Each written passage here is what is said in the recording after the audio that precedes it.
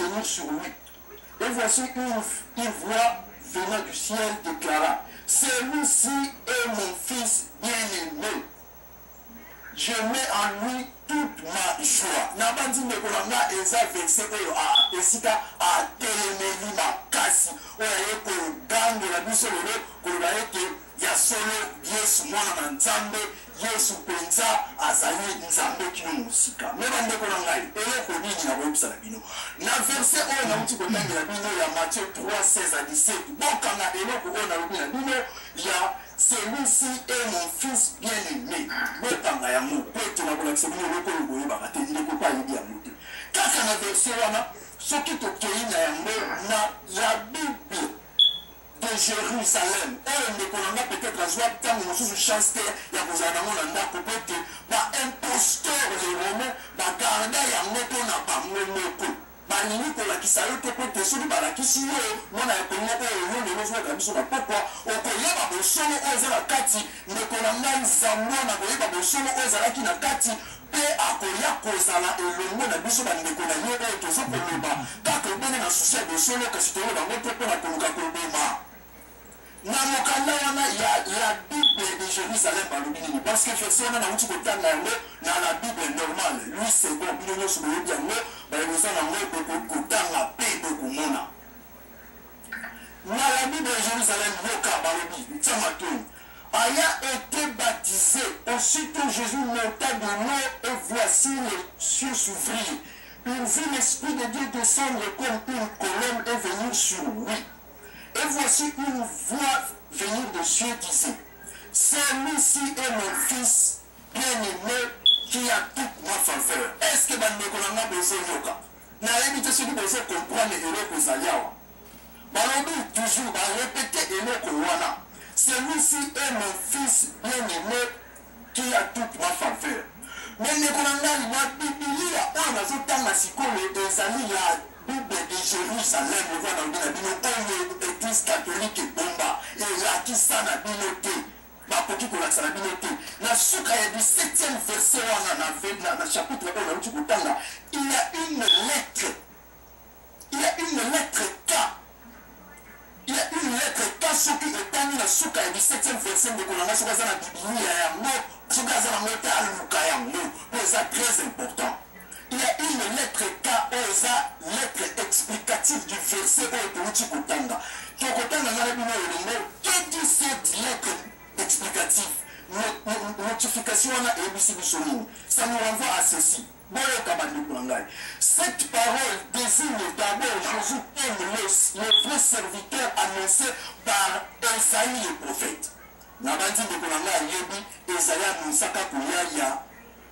Prophète Yabayuda, Yeshua. Va continuer à dire, toutefois, le terme de fils substitué à celui de serviteur grâce au double sens du terme grec païs qui signifie qui souligne le caractère messianique et proprement filial de sa relation avec le Père. Donc, on a dit que c'est pour comprendre à Moussali, et pour autant, nous avons maturité. Balobi la lettre oyo esika batindi biso lettre explicative balobi le terme fils naba textes originaux le terme fils ne figurait pas ce qui otani yango na texte originaux terme mon fils ne figurait pas mais qu'est-ce qui se passe le terme fils a été introduit lors de la tradition des textes originaux de l'hébreu en grec par qui? Par l'église catholique, le romain. On qui la religion, le paganisme, on a ça l'église, il retrouve l'église catholique. Alors, le quoi pas romain, la grec, terme païs, signifiait à la fois serviteur et enfant. Maintenant, le quoi la ayé pourquoi il y en a un imposteur romain, et pointe bango na kati ya mythologie na bango il y avait des fois des hommes qui venaient considérer bango comme à la fois des dieux et des hommes terme mosusu bana ya nzambe maintenant na plus loin tant va continuer pour ça la traduction na bango il faut maintenant supprimer terme oyo ya serviteur oyo ezalaki annoncé par le prophète Esaïe soki kotangi yango bien bokomona ete Esaïe alobi ete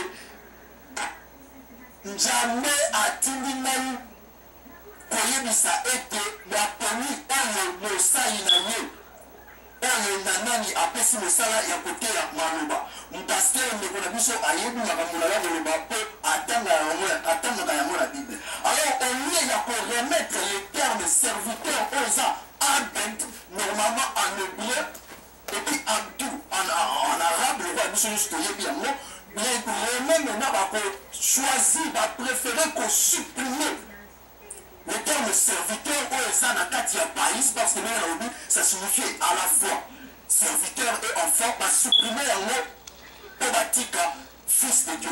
Voilà esika wapi terme oyo ezala kobima parce que okomona nulle part tokokota yango ntango mosu na mozindo na ntango ekoya nulle part okomona ete bazoloba oyo te baprofete bayaki bazobenga yesu lokola mwana nzambe. Ndeko na nga bepele makambo ya koloba eza ebele kasi bangaki na nsima nano eloko oyo mpo tondeko alobaki yango nazongisi maloba. En tout cas, bamama batata badeko bana somi ya mboka Congo ezali matata. Ezali matata bamama batata badeko zwakimi za bwana yake kotumola place oyo batumolaka te. Alors, ezali pe esengo mingi ndenge za bwana ake kotumola place oyo batumolaka te pomba te na baexplication oyo nga nazali koyoka oyo ti epai na papa sasa oyo ete oyo epai na dompe ebitakanga ekosunga bandeko na biso bazali kolanda mpo ete bayeba koseforce kote nini balance ezali.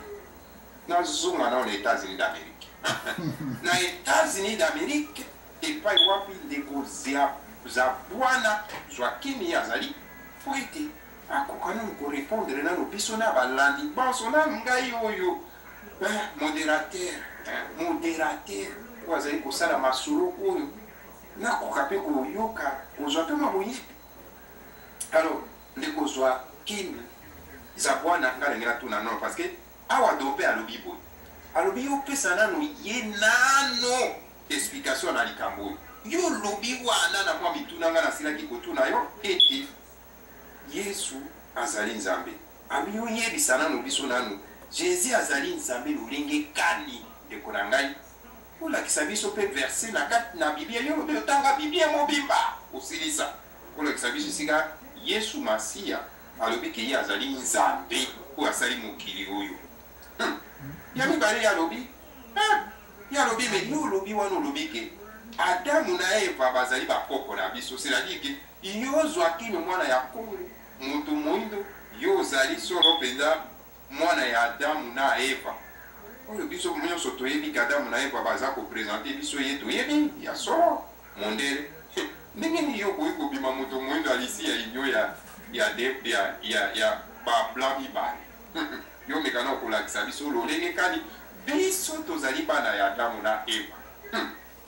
Alors dompe atiki wana te ake na lomba ake lisusu na mozindo ye alobi olakisa nano biso soki mpenza mokanda oyo olobi ke yo otangaka apokalisi soki na wapi nayebi te bandeko bino moko boyebi ke ezali liloba ya nzambe olakisa biso mpe solo mpenza ndenge nini yango ezali etant ke paster grand paster motei monene yo olobi ke yo oyebi kotelemela bayekumani bweti bambuta na bilukombo bapapa nkusu bambuta dompei bapapa sasa yo olobi oye kotelemela bango na kati na radio ya bakulu olakisa biso mpe ndenge nini mokanda wana ezali solo mpenza liloba ya nzambe dompei ayi kosukisa lobibo alobi olakisa biso mpe lisusu ndenge nini Jésus azali sauveur ya biso ye azali sauveur ya biso lolenge kani ye ko mwana ya moyuda malobo mboka yo ndeko za bwana. Merci mingi ndeko ndompele n'est-ce pas? Non mopele bobanga mopele ok merci mingi ndenge osili kokota na kati marke makambo ebele elobame awa mais nalingi mpe osala mwa rectification mpona information baoyo baza kolanda nazali pasteur te mais nazali mpe kokima kobengama pasteur te raison naza koclarifier très bien biso bachrétien tokendaka na respect ya ordre hiérarchique oyo ezalaka na bamangomba na biso oza pasteur te kosala misala ya kipasteur te, oza apôtre te kokende pe koloba te kozali apôtre.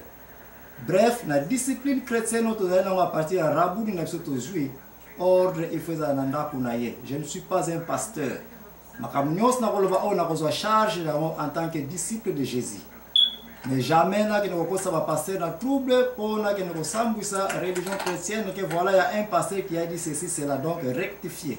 Je ne suis pas un pasteur, mais nazali pe na ba église nakendaka koteya bato pe babongolaka mitema nzambe azalaka na bango etongama bangomba me na remplaçaka bato baza na barole ya bapasteur basala misala na bango eloko na esika na yango likambo na ta na yango respect ifo ezala na ndako ya nzambe yango wana penza. Bien. Makambo na ko répondre awa ezali mwa mingi parce que bo toucher pe makambo ebele na yebi te mosusu na ko combiner yango parce que bozo kosala presque c'est un cercle vicieux na makambo ebele etali Jésus-Christ se place na lobela ki azali fils